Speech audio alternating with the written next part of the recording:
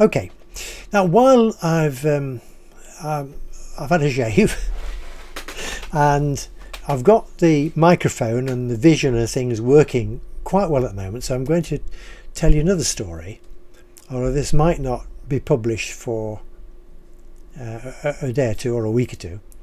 Now this is a story from the early 1980s, and we'd moved to Northcote in Great Steeping, and we'd lost our house and I'd lost the business, and I was driving a lorry for Rundle's.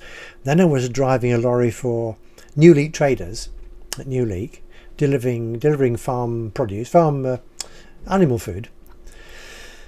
Ruth is still nursing. In fact, she was working for an agency which wasn't terribly good. It was what she could get, a job she could get at that time. And our family car was a Citroën Diane, and our Citroën Diane was a member of the Citroën 2CV type family. It was a bit posher than a 2CV, but little bit designed a bit different. Seats were a little bit better.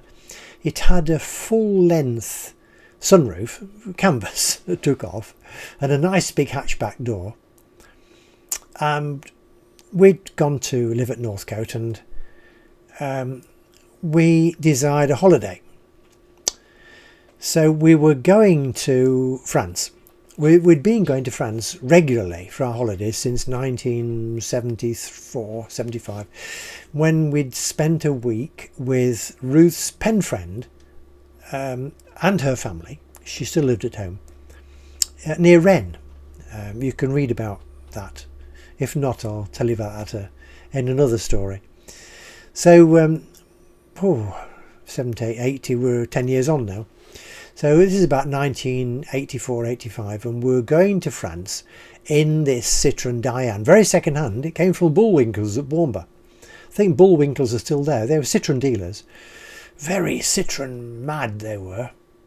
And this car had come from them second hand. It's quite a good car. It was a high mileage, but it was very reliable. Now, before we went, we needed some spare parts. So I got a toolkit in the back. And we got some spare wheels from, at that time, at the Sandy Lane in Great Steeping. There was a scrap yard. I can't quite remember who had it, but there's a scrap yard right at the beginning of Sandy Lane, right on the side of the beck. There's scrap cars piled in there. You could go and buy parts.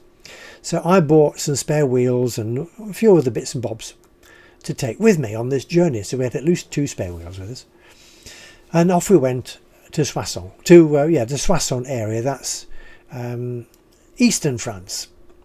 We Dover, Calais, I think. So we hadn't got an awful lot of time, and certainly not much money. So it was a bit of a touring holiday in the northeastern France. We wanted to go to Vaux-le-Vicomte, which is a chateau near Melun, which is southwest of Paris, where they had a fantastic carriage museum. And Vaux-le-Vicomte was owned by the family during the revolution, and the family looked after their workers pretty well. So the workers didn't allow the revolutionaries to do anything bad to the chateau. And even today it's just as it was pre-revolution. Beautiful place, and a fantastic carriage museum there. It's probably the best in the world. We were working with horses and carriage ourselves. You know, we'd had a carriage collection before we'd had to flog it off to keep our food in our stomachs at the end of 1983.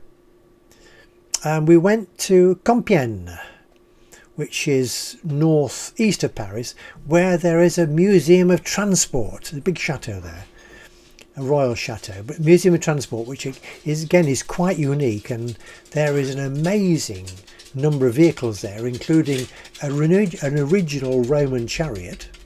It's in a glass case, but it's a Roman chariot. And they explain about the evolution of carriages and how turntables and front axles that steered and all that kind of thing. It's a fascinating place. Anyway, we're touring around, and we went to an area just south of Soissons. It's a big market town. in a similar area east of France. And we'd been, I think we were staying at B&B's. And we were coming back down this road towards Soissons, and country road, but quite wide. And all of a sudden in front of us there was a huge woof, dust and smoke, and a bonnet flew in the air. A couple of cars ahead of us, a bonnet, boof. So we knew something had gone wrong, and so we were taking it very slowly, and came upon this car crossways on. It was like an old Peugeot estate car, and it was sort of a crossways on the road with its nose towards the middle and the back end of the car towards our side of the road, but it was across the middle. And just beyond it was a smart Mercedes, I think it was. So just stop here for a moment and explain to you that in France you are expected to stop at the scene of an accident, and you are expected to assist, and if you don't, you can be prosecuted for not helping at the scene of an accident. Whereas here in England, of course, people avoid helping at the scene of an accident in case some people in the accident prosecute them and take them to some of these lawyers who try and get money out of you, well, under false pretenses, really. Litigation.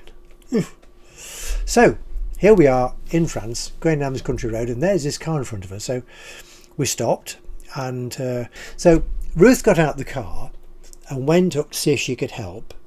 And there was this old chap sat with his bum, and sat on his bum with his back against the front wheel. And the other smart chap was a local doctor who'd actually hit them. They'd pulled out of the road from the left and were turning up towards Soissons and hadn't looked. And he was coming down the road and was so close to them he couldn't avoid hitting them. So he'd pushed the whole of their car round into the other carriageway. There was nobody seriously hurt. I made some signs to people to, because again, with no mobile phones or anything, you know, if you want to phone somebody, you find a phone box, even in France. So we got some folks to ring up for the pompier, because in France it's the pompier, the firemen, who come and do your road rescues and pick people up from accidents and things like that. I nipped off back down the road with my warning triangle, which you've got to carry in France, and you can see why. I nipped back about 50 yards, stuck the warning triangle in the middle of the road, and went back to see if I could help. Well, Ruth and the doctor had got this old chap. He was fairly happy. He wasn't badly hurt, but his wife was fussing about because in the back of the car was their old Labrador dog, and it was a bit shaken up. So I went to the back of the car and fussed over the dog and calmed it down, and, you know, did my best to try and keep it happy. Very quickly the fireman came, and it's not a fire truck, you know, with escape ladder and water tanks. It's a road rescue vehicle, road accident vehicle. They turned up quickly, and they were very quick to pick the old chap up, and they were going to take him to Soissons Hospital, give him a check-up. And then almost at the same time the fire chief arrived in his van, and the old lady collared him, and she said, oh, you know, I'd like to go with my husband and whatever, and, you know, like people are and everything, and but she said the dog's in the car. What can we do about the dog? So the fire chief put the old lady in the passenger seat, he put the dog in the back and took the dog home with her. Good, isn't it? So he took the dog home, and then he proceeded up to Soissons to take her to hospital to be with the husband. In the meantime, the doctor and I pushed the car to the side of the road and left it. And he made Mercedes pretty strong, you know. It hadn't really done much damage to the Mercedes at all. I suppose it was a fairly low speed shunt, and the car wasn't, you know, the estate car wasn't terribly down, just a big dent in it really, but it had shoved it right round.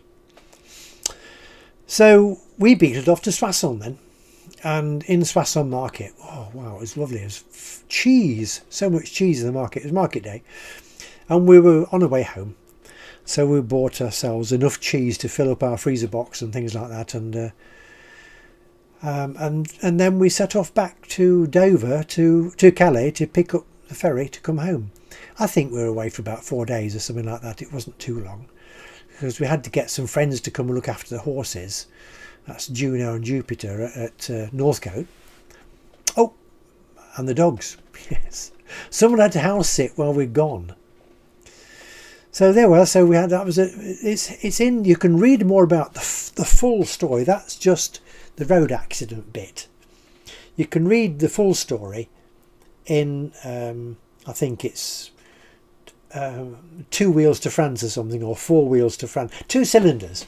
The story, an audio story on Buzzsprout. It's 2 Cylinders to France or something like that. You can also read it in It's a Rum Life book, Northcote, 1984, 1998, something like that. You can download all these things free of charge on our website, link coming up. If you like it, please give us a like. Subscribe to the channel is even better because it helps us with YouTube people. Yeah, I think that's about it really. So have a look at our website, download anything you want to look at, free of charge. Don't forget, road accidents, if you're in France, you have to help. It's no good ignoring people and driving past, because someone might see you doing that and they might report you. So help if you can. And in England, oh goodness gracious, we still help. I'll shove another story on. Oh, I've done it again. I'll shove another story on soon about an accident on the A38 where Ruth had to help a chap in a lorry, but lorry hadn't got a door. There we are. That's enough for today. Thanks for being with us, and until the next time, cheerio.